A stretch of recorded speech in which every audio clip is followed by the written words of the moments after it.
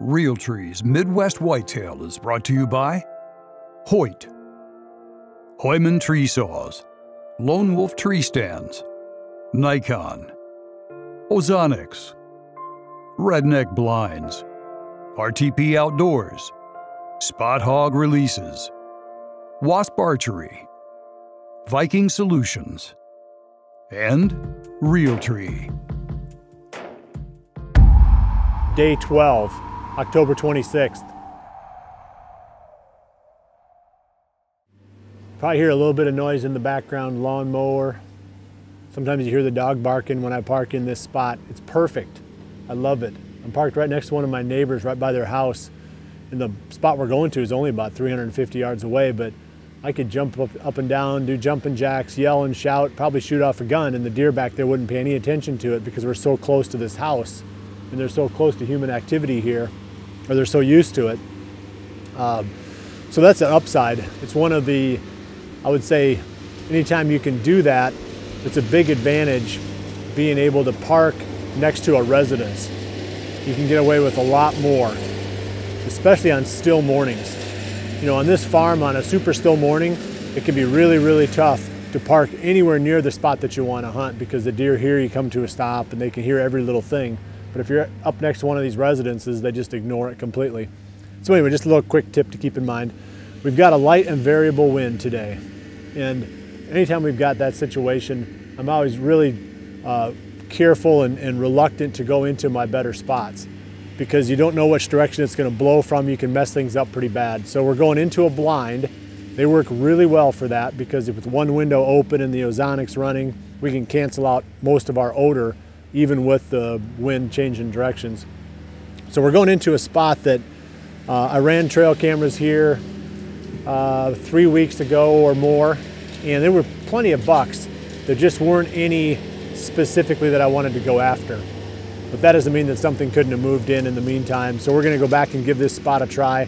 I won't call it a marginal spot, it's a great spot. It just doesn't necessarily have any bucks that I'm excited about right now. But maybe that'll change. I mean, maybe we'll go back there and we'll see something that will really get us fired up. But that's the plan for this evening. Again, on these light and variable winds, you just gotta minimize the downside. You know, don't take any risks. You know, go find a spot that has some hope, but not one of your better spots. So that's what we're doing this evening. Okay.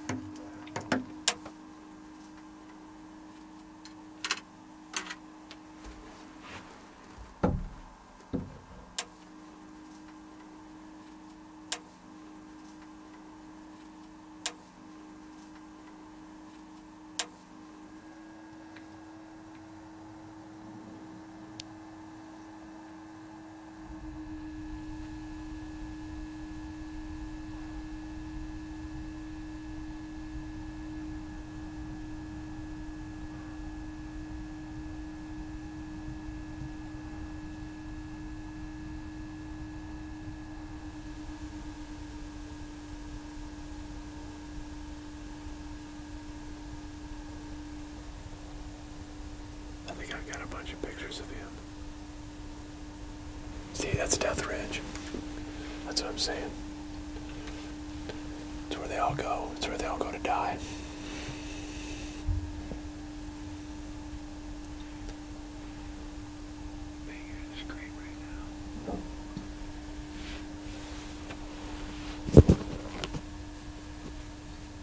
Just another little buck coming from the right. He's going to be a 3-year-old probably.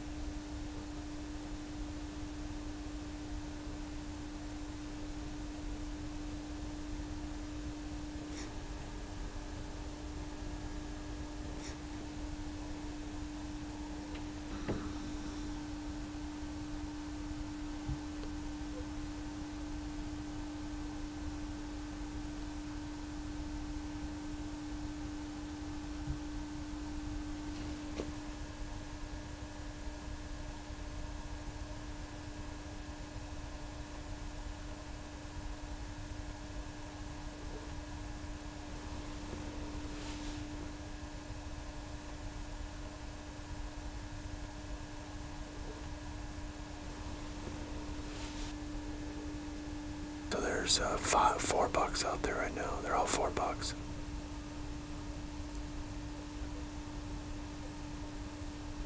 Okay, that one is a for sure 2-year-old.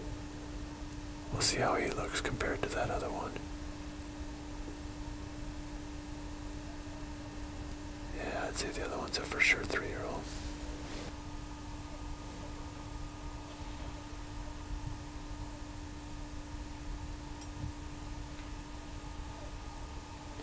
That poor doe.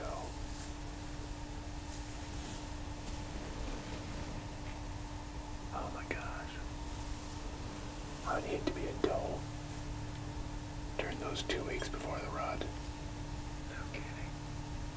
Every little 1.5-year-old buck chases after him. There's one coming from clear out the very end, far into the field. Another buck. 2-year-old. Do you see him? Yeah. Way off in the distance.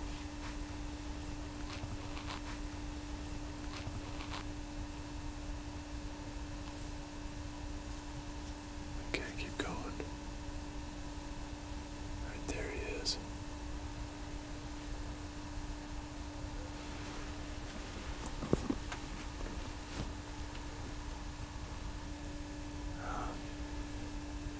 I guess technically they weren't fighting. Whatever that's called that they're doing.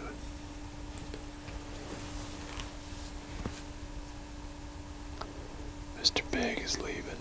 Yeah, he's no more than 3 years old. Look at his long legs.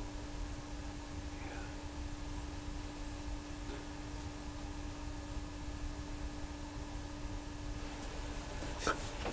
It's pretty comical. What is that, dude?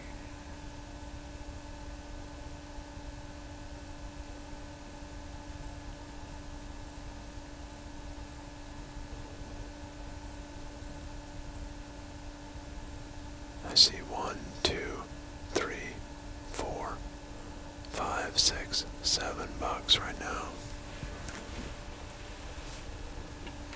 Oh yeah. Yeah, look at him.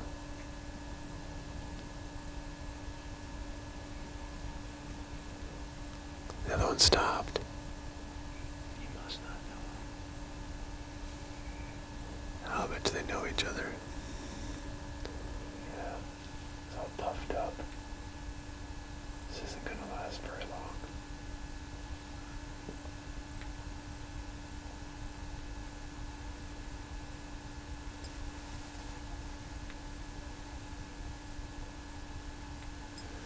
Got about 10 or 15 minutes left of camera light.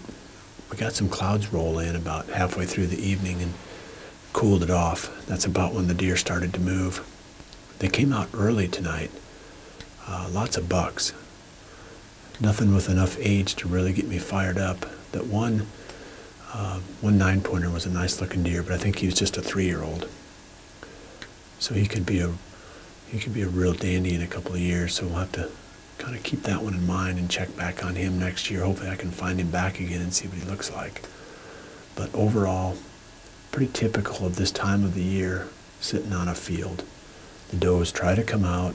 They get chased off by all the little 1.5-year-old bucks that are out there. You see it every year.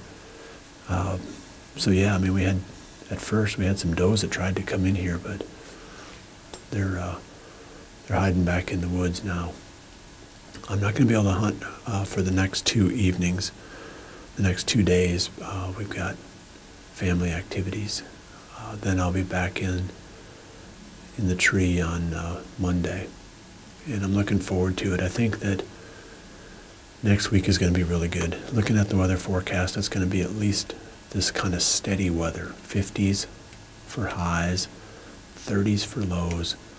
I mean, you really almost can't beat that. I mean, it's comfortable to hunt in, and the deer will move, pretty consistently in those kind of temperatures. So I would say next week will be good. I'm excited about it, and I've got a couple of spots that I'm going to focus on. With, I guess I've got 3 or 4 bucks right now that I would consider shooting.